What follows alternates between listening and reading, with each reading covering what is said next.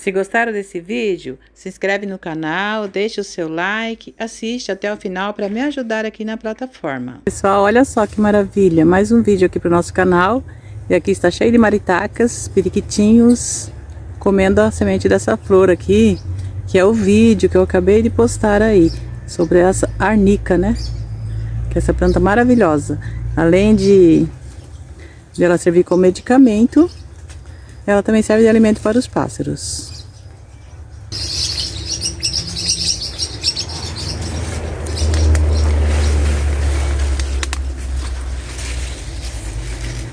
Quase não dá para ver eles porque a folha é verde, eles são verdes também, né? Então eles são da cor da folha.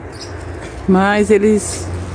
é uma maravilha, pessoal, ver eles, que eles ficam tão mansinhos que quase vem na sua mão comer. E não voa, você chegando perto deles, eles não voam.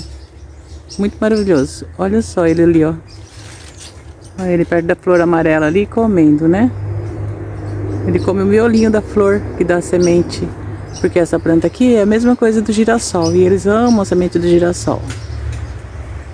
Pessoal, o vídeo de hoje foi esse. Espero que vocês tenham gostado de participar um pouquinho aqui do meu dia a dia aqui na chácara. Beijos, até mais.